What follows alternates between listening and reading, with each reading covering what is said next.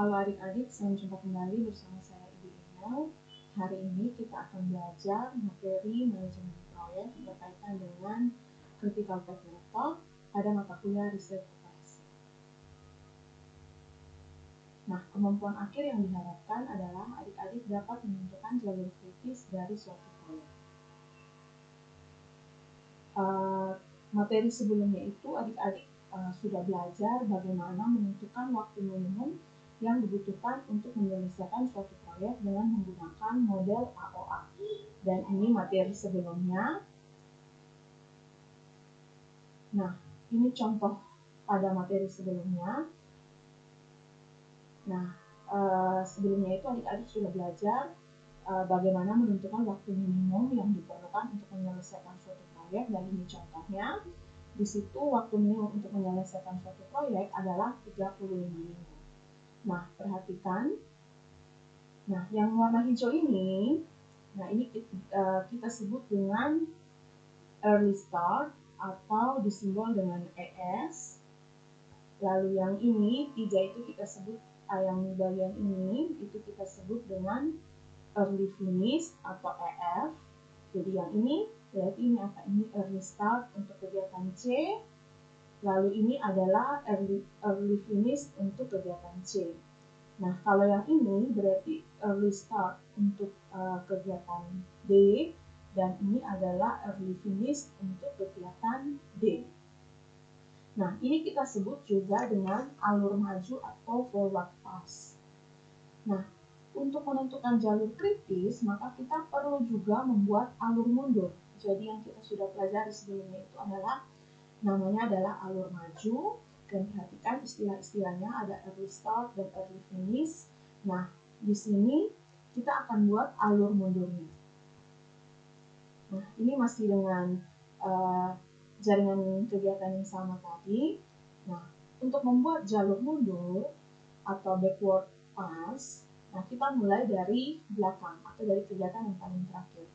Di sini kita lihat bahwa kalau pakai alur maju itu hari terakhirnya itu di hari ke-35. Maka untuk alur mundur kita mulai bergerak juga dari hari yang ke-35. Lalu dikurangi 10 hari, maka akan menjadi 25 hari. Nah, berarti di sini semua di sini 25 ya. Ini 25, yang ini juga 25. Seperti ini. Lalu kita kurangi dengan durasinya. Ya, di sini durasinya 4 hari ya adik-adik. Ini di sini 4 hari, makanya dapat 21. Lalu yang ini 3 hari, berarti dapatnya 22. Lalu sekarang kita lihat lagi yang di sini, berarti dia menjadi 21 dikurangi 7 menjadi 14. Oke, lalu yang ini di sini 22 hari, maka yang ini juga menjadi 22 hari. Perhatikan di sini 0, maka di sini jadi 22 hari juga. Lalu yang ini kita tinggal nanti kurangi, 22 kurang 3 berapa. Nah, yang ini adik-adik perhatikan, 22 kurang 0 itu 22. Nah, ketika ada pilihan 22 dan 14, kalau alur maju itu kita pilih yang terbesar. Tetapi kalau alur mundur, maka kita pilih yang nilainya terkecil. Di antara 22 dan 14, mana yang terkecil? Ya, 14 ya.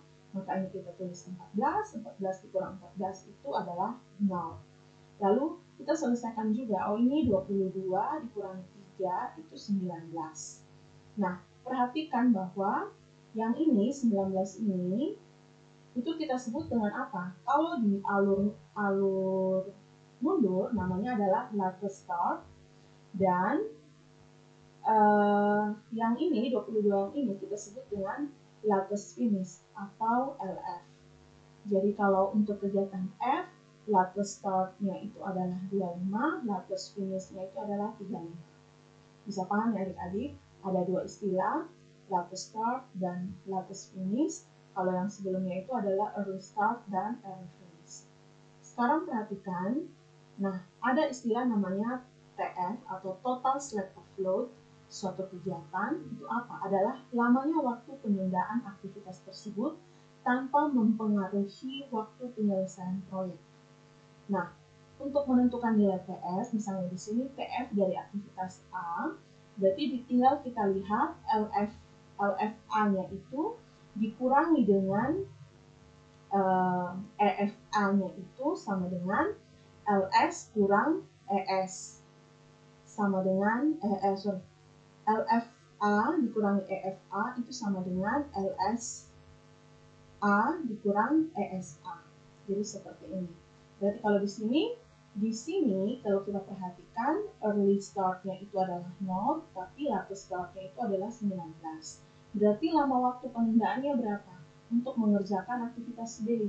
Berarti boleh dimulai dari hari start hari ke 0 itu atau pada hari ke-19. Jadi ini waktu penundaan aktivitas untuk aktivitas B. Atau misalnya ini aktivitas C, dia boleh mulai di hari ke-14 sampai dengan hari ke-20. Penundaannya bisa sampai dengan hari ke-22. Nah, sekarang kita fokus apa yang harus kita pelajari yaitu tentang jalur kritis. Nah, aktivitas yang berada pada jalur kritis adalah aktivitas yang total float-nya adalah 0. Nah, sekarang kita lihat di sini total float-nya itu adalah total float-nya 0 itu kalau kita lihat di aktivitas A 0 kurang 0 itu 0, 14 kurang 14 itu 0. Ini ya, jadi kita tinggal lihat antara warna biru dan warna merah itu nilainya sama. Karena apa? Nanti kan kita kurangi nilainya pasti 0 karena nilainya sama di sini. Nah, berdasarkan penjelasan ini kira-kira jalur kritisnya yang mana? Ya, jalur kritisnya itu yang A, D, lalu apa lagi? Ya betul, E dan F. Jadi jalur kritis proyek tersebut kita bisa tulis A, D, E, F. Bagaimana adik-adik bisa paham tentang jalur kritis? Nah, untuk lebih paham, perhatikan contoh yang kedua. Misalkan diberikan tabel seperti ini. Nah, untuk menyelesaikan suatu aktivitas proyek, diketahui kegiatan-kegiatan yang harus dilaksanakan seperti pada tabel di samping ini. Nah, kita diminta untuk apa? Menentukan waktu penyelesaian minimum proyek tersebut, lalu juga menentukan jalur kritis proyek tersebut. Oke, berarti langkah awalnya apa? Kita harus menggambarkan jaringan aktivitas yang sesuai dengan tabel. Ini tidak perlu saya jelaskan lagi karena sudah saya jelaskan pada video sebelumnya. Ini tinggal kita lihat, aktivitas A adalah kegiatan awal paling pertama. Nah, kegiatan B itu kegiatan sebelumnya itu adalah A. Begitu. Lalu bagaimana dengan kegiatan C, kegiatan D, di mana kegiatan C dan D itu kegiatan sebelumnya adalah kegiatan B. Maka kita gambarkan seperti ini dan seterusnya tidak saya jelaskan lagi karena sudah dijelaskan pada video sebelumnya. Nah, dari gambar ini kalau kita sudah menggambar jaringan aktivitasnya, kita tinggal tulis durasinya berdasarkan tabel yang diberikan. Setelah itu baru kita kerja maju atau alur maju ya. Berarti mulai dari 0 untuk aktivitas A, 1 dan seterusnya seperti ini. Saya yakin adik-adik sudah bisa karena sudah saya jelaskan di video sebelumnya terkait alur maju. Ya, seperti ini. Nah, ini yang kita sebut dengan alur maju. Nah, berdasarkan alur maju itu kita sudah bisa menentukan apa? Waktu minimum untuk menyelesaikan proyek adalah 186 hari. Nah, sekarang kita melakukan alur mundur untuk menentukan jalur kritisnya. Itu kita lakukan dulu alur mundur setelah alur maju selesai, lalu kita lakukan alur mundur.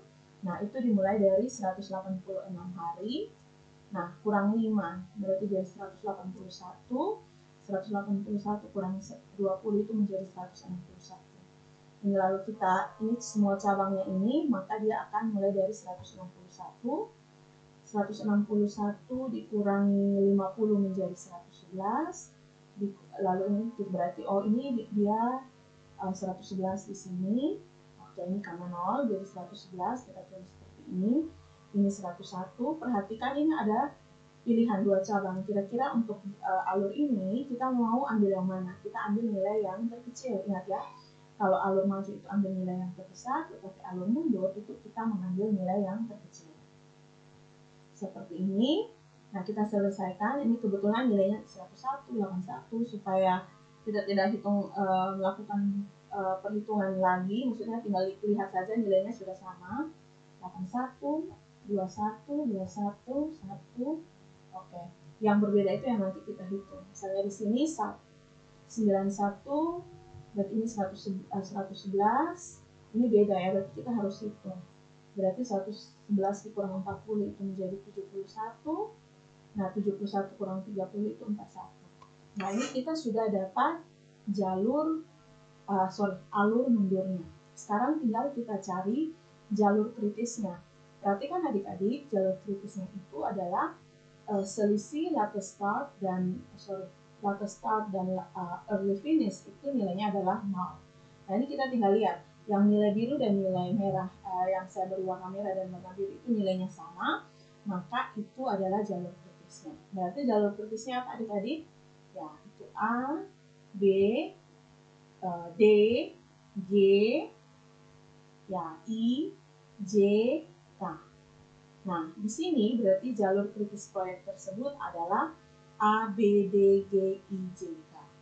Jadi adik-adik perhatikan bahwa ini namanya jalur kritis. Berarti tidak ada tawar-menawar. Dia harus dimulai dimulai dan diselesaikan sesuai dengan timeline yang sudah diberikan.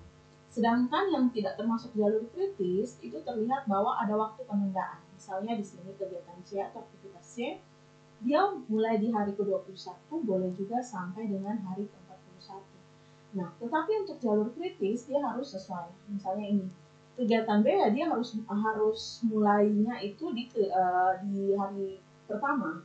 Karena kalau seandainya bergeser, maka akan mempengaruhi waktu menyelesaikan proyek ini juga.